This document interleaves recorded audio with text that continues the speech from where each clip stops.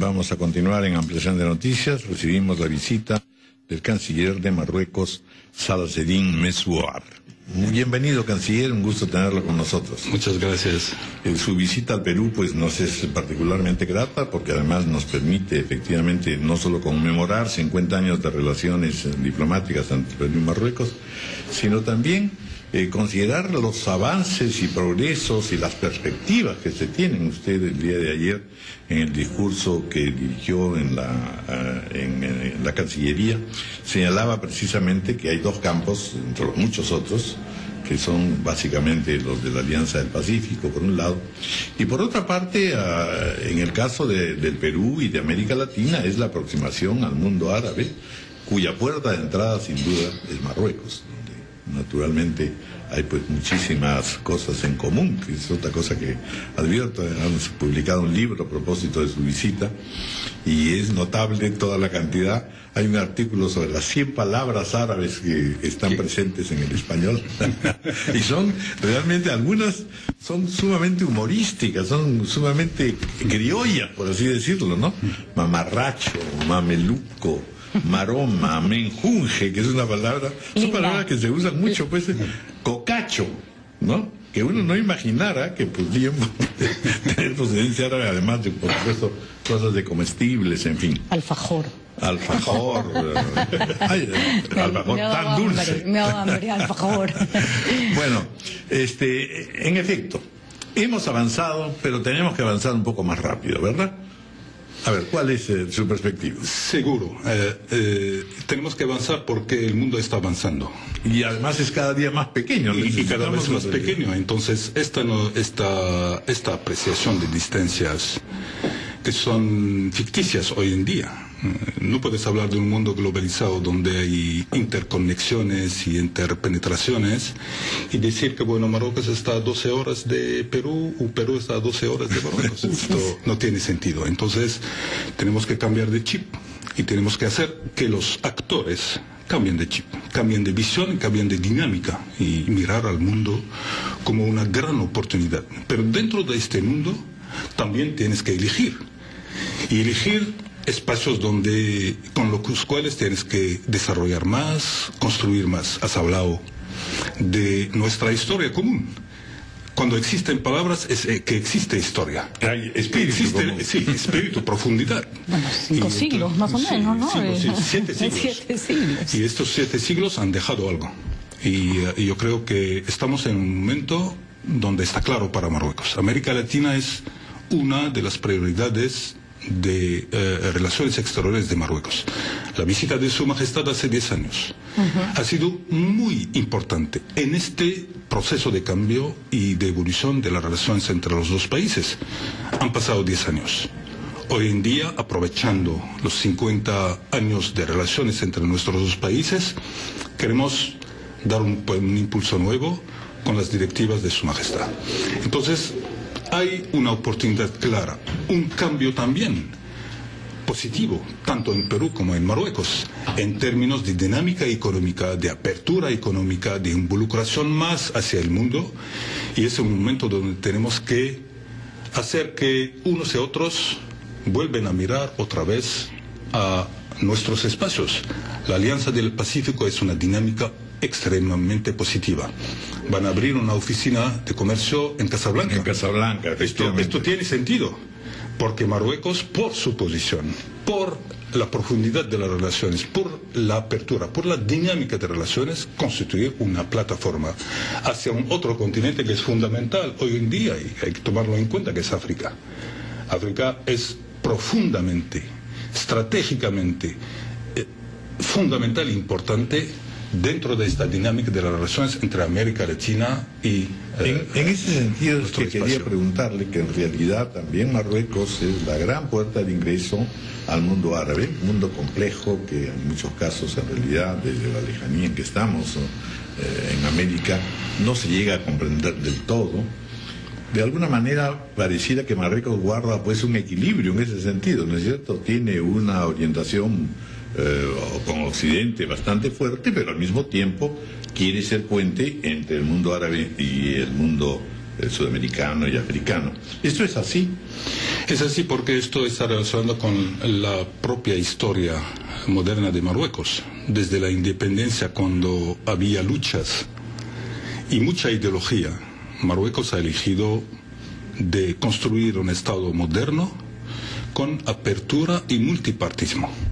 Esto ha hecho que Marruecos ha mantenido esta dinámica de apertura y de relación con todos los espacios sin tensiones y sin conflicto. Esto ha ayudado también a Marruecos en esta primera primavera árabe a mantener su estabilidad y salir como una particularidad dentro de este mundo en movimiento.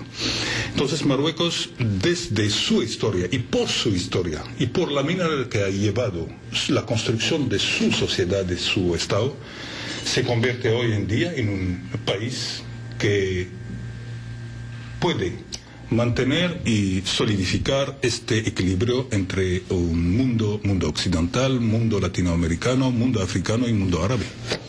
Sí. Es una plataforma. Usted habla del hecho de no poder, de que ya definitivamente no vivimos en un mundo aislado, ¿no es cierto? No solo por las conexiones de Internet, sino por las conexiones reales. El otro día salió una noticia que a mí me dejó realmente conmovida. Hoy en día en el mundo hay muchos más refugiados que en la Segunda Guerra Mundial y hay zonas del mundo donde la situación es mucho más grave de lo que fue la Segunda Guerra Mundial, que fue terrible. Marruecos tiene, como España, por ejemplo, un tema complicado con refugiados que huyen de sus países porque están en conflicto. ¿Cómo se maneja eso? ¿Cómo hace un país para no ser egoísta, pero a la vez no poner en riesgo su propia estabilidad, volviéndose receptor de una población desesperada? Sí, es un problema serio hoy en día.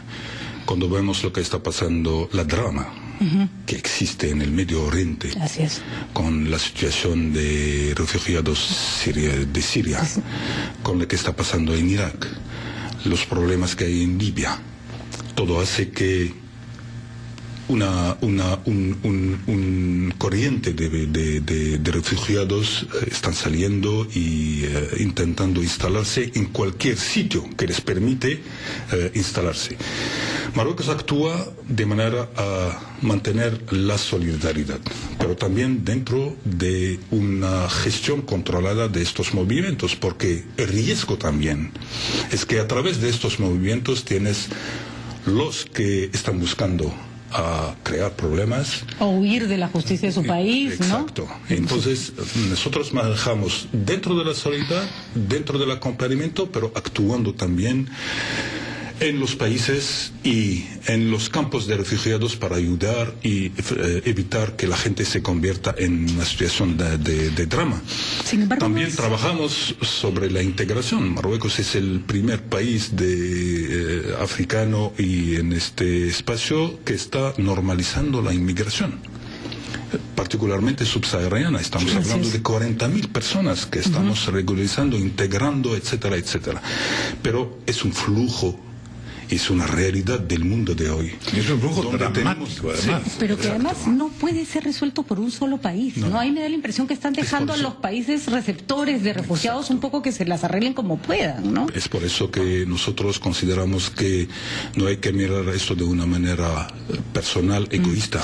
Hay que trabajar juntos y todo el trabajo que estamos llevando va en este también el reclamo que se está haciendo también y trabajar para la paz, porque es fundamental. Hay que hablar, hay que llevar a los que están en conflicto en ponerse a hablar y buscar la solución, pero ya sabemos que esto se complica cada vez más porque influencias, intereses hacen que el conflicto no es solo relacionado con las fuerzas internas, pero también con... hay tráfico de armas y conocemos. Canciller, esta visita es importante. Díganos, ¿qué cosas vamos a esperar de esta relación bilateral, por un lado, y de su aproximación, la aproximación de Marruecos a determinados países, la Alianza del Pacífico, Brasil, Chile, Perú, en fin? Bueno, para nosotros el tema está muy claro. Hemos, en 50 años, construido una base fuerte de las relaciones diplomáticas. Hemos diversificado relaciones parlamentarias, relaciones culturales, educación, etcétera, etcétera. Ahora tenemos que pasar a otra cosa que es fundamental en las relaciones internacionales del mundo de hoy y de mañana, que son las relaciones económicas. Así es. Eso es el más pragmático, el más práctico, si queremos realmente que este flujo de interés mutual se convierta en algo sólido. Entonces, la agenda que tenemos es preparar la reunión mixta en el primer trimestre del próximo año, y estos 6 meses empezaría a preparar esta reunión. El cuadro jurídico, preparar al sector privado. Es el sector privado que lleva hoy en día, y es fundamental entenderlo, son los que hacen que este flujo de relaciones y la solidez de relaciones se convierta en algo real. Cobren cuerpo. Eso es. Entonces, vamos a trabajar en esto. Tenemos bien esas relaciones consolidadas. En todos el resto de los aspectos nos queda el aspecto económico, comercial, inversiones y interés económico, y es esto donde vamos a trabajar en los próximos años. Algunos temas internacionales que preocupan con respecto a Marruecos. Le hago la pregunta para que nos ilustre un poco. La relación o la solución con el antiguo pueblo de Sahara Occidental, con los saharauis, no me sale el nombre, saharauis, que hay un referéndum pendiente superior por la ONU. ¿Cuál es la política del gobierno en ese sentido? Bueno, la ONU ha abandonado el tema de referéndum, porque se ha dado cuenta que referéndum no se puede hacer. Segundo, la ONU, su papel es conseguir un acuerdo político. Y es la ONU que lleva el tema para gestionar este conflicto artificial, porque es un conflicto artificial, desde el inicio. No tiene nada que ver con la reivindicación de un pueblo que era dominado.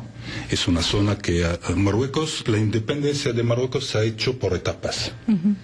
Y es por eso que, pasando el tiempo, hay otros intereses que han surgido, que hacen que han empujado o han intentado crear una realidad que se llama el pueblo saharaui.